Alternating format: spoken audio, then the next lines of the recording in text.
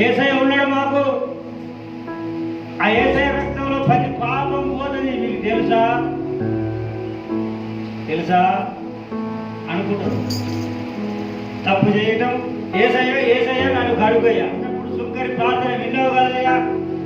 నేను కూడా నీ సన్నిధిలోకి వచ్చి మొరపెడుతున్నాయా.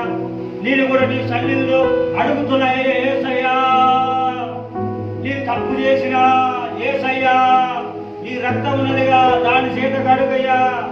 ఇదే అంటే నీకు దేవుడు అంత రక్షణ ఇచ్చిండు, అంత స్వేచ్ఛను ఇచ్చిండని నువ్వు ఎగురుతున్నావా? అంత ఆటలు ఆడుతున్నావా? ఏం చేసినా చెందది, ఏం చేసినా నడుతుంది. యేసయ్య ఒప్పుకుంటాడు, యేసయ్య క్షమిస్తాడు అనుకుంటున్నావా? ఏం చేసినా దేవుడు క్షమిస్తలే, ఏం చేసినా దేవుడు వెనకేసుకొస్తలే, ఏం చేసినా ఏమి లేదు. మా వెనక మా దేవుడు ఉన్నాడు, ఆ దేవుడు పేరు చెప్పే మేము ముందుకు పోదాం అంటే కుదరదు, కుదరదు. నీ లోపల దేవుడు కనపడాలి, నీ క్రియలలో దేవుడు ఉండాలి. అప్పుడే నువ్వు దేవుడు పెట్టవని నలుగురు చూసి నమ్ముతారు. పైన ఒకటి లోపల ఒకటి, ఎడకో ఇంట ఒకటి బయట ఒకటి. హల్లెలూయా. నువ్వు దేవుడు పెట్టవని ఎవడు నమ్ముతాడయా? నువ్వు విశ్వాసమని ఎవడు ఇంటాడయా? వాళ్ళు నిన్ను చూసి దేవుడు మహిమపరచబడాలి కదా, నిన్ను చూసి రక్షింపబడాలి కదా. దేవుడు కనబడతాడా? దేవుడు మాట్లాడతాడా? నీ ద్వారానేగా దేవుడు మాట్లాడేది, నీ ద్వారానేగా వారిని దర్శించేది. దేవుడు లేడు, వాక్యం లేదు, ప్రార్థన లేదు. పరిగెత్తు పరిగెత్తు పరిగెత్తు పరిగెత్తు పరిగెత్తు. దేవుడు లేడు, వాక్యం లేదు, ప్రార్థన లేదు. పరిగెత్తు పరిగెత్తు పరిగెత్తు పరిగెత్తు. ఏడాదాకా పరిగెత్తుతావయ్యా? ఏడాదాకా ప్రార్థన చేసేది లేదు, వాక్యం చదివేది. మాకు యేసయ్య ఉన్నాడు, మీరు ఏం చేసిన ఏం కాదు. మాకు యేసయ్య ఉన్నాడు, మీరు పాపం చేసిన ఏం కాదు. మాకు యేసయ్య ఉన్నాడు, ఎగిరి గంతేసి ఒకటి తల్లినే కాదు, సాటి ఒక తెచ్చినా ఏం కాదు, దొంగతనం ఒక ఇంట్లో పోయి చేసి వచ్చినా ఏం కాదు. ఎందుకనుకోడు మా యేసు రక్తం ఉన్నది, ప్రతి పాపం కడిగేస్తాడు యేసయ్య. ఎంతకాలం చెప్పుకుంటూ తిరుగుతావు? హల్లెలూయా. సిగ్గు అనిపించట్లేదా? యేసయ్య ఉండడు, యేసయ్య రక్తం గడుపుతాడని ఎంతకాలం చెప్పుకుంటూ తిరుగుతావు? నీ మనసుకు ఇచ్చేది అనిపించట్లే? నీకు ఎన్నిసార్లు నీ కొరకు దేవుడు అప్పగింపబడాలి, ఎన్నిసార్లు నీ కొరకు సిలువేయబడాలి, ఎన్నిసార్లు నీ దేవుడిని సిలువేస్తావు? పాపం చేసి కడుగు అయ్యా కడుగు, పాపం చేసి కడుగు అయ్యా కడుగు. పాపం చేస్తావు, యేసయ్య కాడికి వస్తావు, కడుగు అంటావు, పాపం చేస్తూనే ఉంటావు. హల్లెలూయా. దేవుడు సన్నిధిలో నువ్వు నిలబడగలుగుతావు. ఒకవేళ దేవుడికి నీ మీద కోపం వచ్చి నేను తుడిచేస్తే, దేవుడు దోషములను మన దోషములను కనిపెట్టి చూస్తే, మనం వీటికి వచ్చి పాటలు పాడలేము, ఆరాధన చేయలేము, వాక్యం చెప్పలేము, సాక్ష్యం చెప్పలేము. అసలు దేవుడు సన్నిధిలో నిలబడటానికి అనుకూలం కాదు, ఇప్పుడు కూడా కాదు. హల్లెలూయా. దేవుడి చేత మన విశ్వాసం ఉన్నది ఇప్పుడు. కానీ దేవుని కృప ద్వారా, ఇది దేవుడి వరము ద్వారా, దేవుడు యేసుక్రీస్తు ప్రభుల వారు పైనుంచి కిందకి దిగి వచ్చి మనందరి కొరకు మరణించి రక్తాన్ని సిందించి మనందరి పాపముల నిమిత్తము ఆయన అడ్డుగా నిలబడ్డాడు గనుకనే మనం ఇక్కడ నిలబడగలిగి ఉన్నాం. హల్లెలూయా. అయితే దావీదు చెప్తున్నాడు, నీవు ఒకవేళ దోషములను కనిపెట్టి చూస్తే నీ సన్నిధిలో ఎవరు నిలబడగలుగుతారు దేవా? హల్లెలూయా. కొట్టుకుపోయేంత కన్నీరు కారించిన ఆయన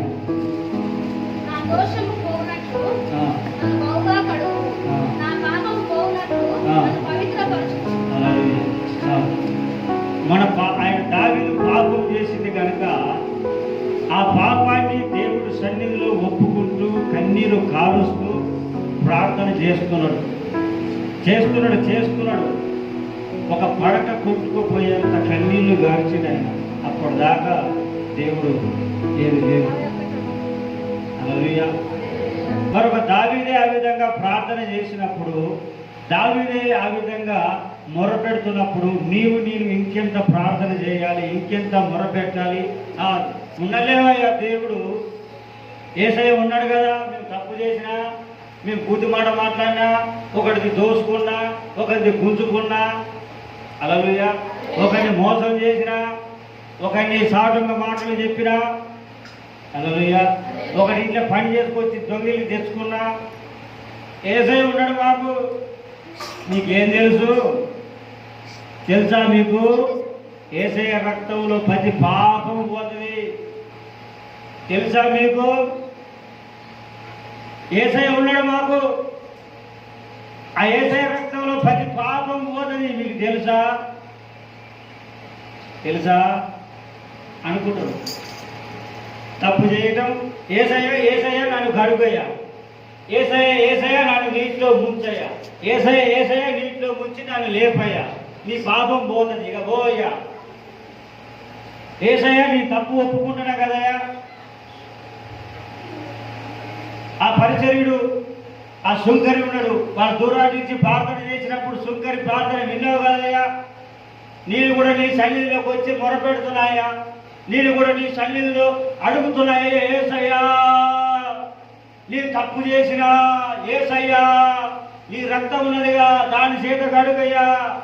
ఇదే అంటే నీకు దేవుడు అంత రక్షణ ఇచ్చిండు, అంత స్వేచ్ఛను ఇచ్చిండని నువ్వు ఎగురుతున్నావా? అంత ఆటలు ఆడుతున్నావా?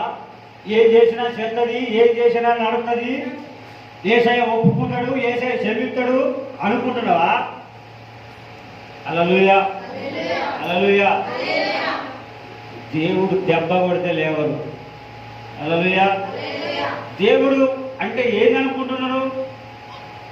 ఏం చేసినా దేవుడు క్షమిస్తలే, ఏం చేసినా దేవుడు వెనకేసుకోతలే, ఏం చేసినా ఏమి లేదు, మా వెనక మా దేవుడు ఉన్నాడు, ఆ దేవుడి పేరు చెప్పేమి ముందుకు పోతాం అంటే కుదరదు. నీ లోపల దేవుడు కనపడాలి, నీ క్రియలలో దేవుడు ఉండాలి. అప్పుడే నువ్వు దేవుడు పెట్టావని నలుగురు చూసి నమ్ముతారు. పైన ఒకటి, లోపల ఒకటి, వెనక ఇంట ఒకటి, బయట ఒకటి. హల్లెలూయా. నువ్వు దేవుడు పెట్టావని ఎవడు నమ్ముతాడయా? నువ్వు విశ్వాసమని ఎవడు ఇంటాడయా? వాళ్ళు నిన్ను చూసి దేవుడు మహిమపరచబడాలి కదా, నిన్ను చూసి రక్షింపబడాలి కదా. దేవుడు కనబడతాడా? దేవుడు మాట్లాడతాడా? నీ ద్వారానేగా దేవుడు మాట్లాడేది, నీ ద్వారానేగా వారిని దర్శించేది. హల్లెలూయా. మనము ఎవరికి వేడుకై ఉన్నాం? దేవుడి దూతలకు వేడుకై ఉన్నాం. దేవుడి దూతలు చేయలేని పని నువ్వు నేను మనందరం చేస్తున్నాం. హల్లెలూయా, హల్లెలూయా. అది గుర్తుపెట్టుకోవాలి. అది గుర్తుపెట్టుకొని దేవుడి మీద భయభక్తులు కలిగి ఉండాలి. ఎంతకాలం ఇక నా దేవుడు ఉండాలి, ఎడకేసుకొని రావాలి. హల్లెలూయా. ఇక ఊకే చిన్నపిల్లలేనా? పాలు తాగే పిల్లలేనా? పెరిగి పెద్ద కావట్లేదా? హల్లెలూయా. ఎన్ని సంవత్సరాల నుంచి నువ్వు దేవుడి సన్నిధిలోకి నడుస్తున్నావు? ఎన్ని సంవత్సరాల నుంచి దేవుడిలోని ఆత్మీయ జీవితం ఉన్నది? హల్లెలూయా, హల్లెలూయా. నువ్వు దేవుడి వైపు ఈ యొక్క మధ్యాహ్న కాల సమయంలో నీ హృదయాన్ని తిప్పాలి, నీ మనస్సును ఆయన వైపు తిప్పాలి. ఎప్పుడైతే నీ మనస్సును దేవుని వైపు తిప్పుతావో ఆయన ఆత్మను నీకు అనుగ్రహించి నువ్వు ఏ విధంగా నడవాలో నీకు తెలియజేస్తాడు. హల్లెలూయా, హల్లెలూయా. అది కాదు, దేవుడు లేడు, వాక్యం లేదు, ప్రార్థన లేదు, పరిగెత్తు పరిగెత్తు పరిగెత్తు పరిగెత్తు పరిగెత్తు. దేవుడు లేడు, వాక్యం లేదు, ప్రార్థన లేదు, పరిగెత్తు పరిగెత్తు పరిగెత్తు పరిగెత్తు. ఏడాదాకా పరిగెత్తుతావయ్యా? ఏడాదాకా ప్రార్థన చేసేది లేదు, వాక్యం చదివేది లేదు. హల్లెలూయా. ప్రార్థనలు చేయమంటే ఏకీభవించట్లేదు. ప్రార్థన చేయమంటే ఎవరికి ఏసయ్యా కొత్తడా పిలుపుకు? ఈ ఉదయమే చక్కగా లేదా? ఏసయ్యా దిగిరా దిగిరా దిగిరా వస్తాడు ఏసయ్య వస్తాడు. నువ్వు మొత్తుకోవడమే గొంతు చిరిగిపోతుంది. ఏమైతుంది గొంతు? అదే ఏసయ్య వస్తాడా? పవిత్రంగా ఉండి యథార్థంగా ఉండి దేవుడి వైపు తిరిగి పలికిన దేవుడు వస్తాడు. హల్లెలూయా. బిగ్గరగా కేక వేసి మొరపెట్టినా వస్తాడు, మౌనంగా అన్నా వస్తాడు. కొంతమంది వాక్య వ్యతిరేకులు ఉంటారు. తెలిసింది కొద్దిగా అయితే ఆలోచన లేకుండా ఒకటి చెప్తారు. హల్లెలూయా. ఎంత తెలిసినా దేవుడు సన్నిధిలో ఏ విధంగా నడవాలనో ఆ విధంగానే నడిపింపబడాలి. అది దేవుడికి ఇష్టము, మనుషులకు యోగ్యంగా కనపడుతుంది. నువ్వు చేసే పని ఏం పని? నేను చేసే పని ఏం పని? హల్లెలూయా. ఏం పని? దేవుడి పని. మరి దేవుడి పని నువ్వు ఒక రేపు పరిగెత్తి, నువ్వు ఒక రేపు పరిగెత్తి, నువ్వు ఇడి తిరుగు, నేను ఇడి తిరుగుతా, నువ్వు అడి తిరుగు, నేను ఇడి తిరుగు కాదు. ఏదైనా సరే దేవుడు చెప్పినట్లే మనం నడిపింపబడాలి. హల్లెలూయా హల్లెలూయా హల్లెలూయా. మనందరం దేవుని ఆత్మ చేతనే నడిపింపబడాలి. మాకు యేసయ్య ఉన్నాడు, నేను ఏం చేసిన ఏం కాదు. మాకు యేసయ్య ఉన్నాడు, నేను పాపం చేసిన ఏం కాదు. మాకు యేసయ్య ఉన్నాడు, ఎగిరి గంతేసి ఒకటి తల్లినేం కాదు, సాకుడు దిచ్చినా ఏం కాదు, దొంగతనం ఒకళ్ళ ఇంట్లో పోయి చేసి వచ్చినా ఏం కాదు. ఏందనుకోడు, మా యేసు రక్తం ఉన్నది, ప్రతి పాపం కడిగేస్తాడు యేసయ్య. ఎంతకాలం చెప్పుకుంటూ తిరుగుతావు? హల్లెలూయా. సిగ్గు అనిపించట్లేదా? యేసయ్య ఉండడు, యేసయ్య రక్తం కడుగుతాడని ఎంతకాలం చెప్పుకుంటూ తిరుగుతావు? నీ మనసుకు ఇచ్చేది అనిపించట్లే? ఇంకెన్నిసార్లు నీ కొరకు దేవుడు అప్పగింపబడాలి? ఎన్నిసార్లు నీ కొరకు సిలువేయబడాలి? ఎన్నిసార్లు నీ దేవుడిని సిలువేస్తావు? పాపం చేసి కడుగు అయ్యా కడుగు, పాపం చేసి కడుగు అయ్యా కడుగు అయ్యా, నీవు నన్ను నీ రక్తముతో నడు కడుగయ్యా, నీ రక్తముతో నడు కడుగయ్యా, నీ పాపం బాగా చేస్తానయ్యా. నువ్వు పాపం చేస్తూనే ఉండు, కడుగు అంటేనే ఉండు. హల్లెలూయా. అన్నం వండి కూరకు మసడితే తొలిగి మళ్ళీ ఏం చేస్తావు? మళ్ళీ అన్నం వంతనే ఉంటావు. అంతే, నీ పరిస్థితి అక్కడే తయారైంది. రోజు అన్నం వంతవు అయిపోతుంది, మసి రుద్దుతావు, అడుగుతావు, మళ్ళీ పెడతావు, పాపం చేస్తావు, యేసయ్య కాడికి వస్తావు, కడుగు అంటావు, పాపం చేస్తూనే ఉంటావు. హల్లెలూయా. దేవుడు సన్నిధిలో నువ్వు నిలబడగలుగుతావు. ఒకవేళ దేవుడికి నీ మీద కోపం వచ్చి నేను తుడిచేస్తే నీ పరిస్థితి ఏంది? నేను లేకుండా నీ భూమి మీద నుంచి లేకుండా చేస్తే నీ పరిస్థితి ఏంది? హల్లెలూయా. లేరా వాళ్ళు? ఆకాని ఉన్నాడు, దేవుడు ఎదుట పాపం చేసాడు, తీసేసాడు. దేవుడు దెబ్బకే తీసేసిందా లేదా? ఆకాను తెలుసా? హల్లెలూయా. సౌలు ఒకటేసారి దేవుడి మాటకు లోబడకపోతే అతని రాజ్యాన్ని తీసివేసిండు కాదా? హల్లెలూయా. అవ్వడు ఆదాముడు దేవుడు మాటకు లోబడకుండా దేవుడు తినొద్దన్న పండు తిని వాళ్ళు ముందుకు వెళుతుంటే నువ్వు ఇక్కడ ఉండొద్దు, కిందకి పోయి పంపించినా లేదా? హల్లెలూయా. వాళ్ళు చేసింది ఎన్ని తప్పులమ్మా? మీ నోటితో చెప్పాలి. ఎన్ని తప్పులు చేసిర్రు చెప్పండి. ఒకటేసారి ఈ పండు నువ్వు తినొద్దు అవ్వ ఆదాము అన్నాడు, తిన్నరు, బయటికి గెంటేయబడ్డారు. ఆకాను దొంగిలు వద్దన్నాడు, దొంగి తీసేసి. సౌలు నువ్వు మాటినాడు, మాట వెళ్ళే తీసేసిండు. మరి నువ్వు ఎన్నిసార్లు ఇక నేను తప్పులు చేసుకుంటా ఎన్నిసార్లు క్షమించమని అడుగుతావు? అవ్వను ఒకసారి అవ్వను ఆదాము ఒకసారి చిక్కి ఒకటే మాట ఒకటే దెబ్బ తీసేసిండు. సౌలు ఒకసారి. హల్లెలూయా. మరి నువ్వు ఎన్నిసార్లు చేసినావమ్మా? చెప్పురి, ఎన్నిసార్లు చేసినావు, ఎన్ని తప్పులు చేసినావు, ఎన్ని అతిక్రమలు చేసినావు, దేవుడు ఎన్నిసార్లు గర్జిస్తుంటే వినకుండా ఎన్నిసార్లు తిరిగినావు. ఇవన్నీ దేవుడు దగ్గర ఉన్నాయి. మరి దేవుడు కోపం రావట్లేదా? హల్లెలూయా. వాళ్ళని తీసేసినట్టు నిన్ను కూడా తీసేస్తే నీ పరిస్థితి ఏది? హల్లెలూయా, హల్లెలూయా.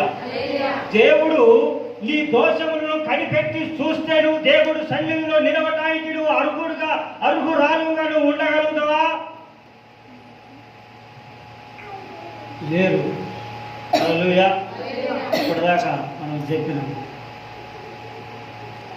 ఎఫెసీ పత్రిక 2:8 వాక్యములు, దేవుడి యొక్క కృప చేతనే, విశ్వాసము చేతనే, దేవుడి యొక్క కృప చేతనే మనం రక్షింపబడి ఉన్నాము.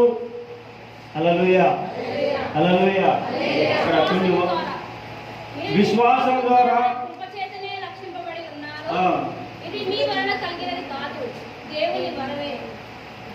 ఒకసారి 143 కీర్తన 2వ వాక్యంలో మనం చూసినట్లయితే, నీ సేవకునితో వేషమాడకము, నీ సేవకులలో ఒకడును నీ సన్నిధిని నీతిమంతుడుగా ఎంచబడు. నహూము 1:6.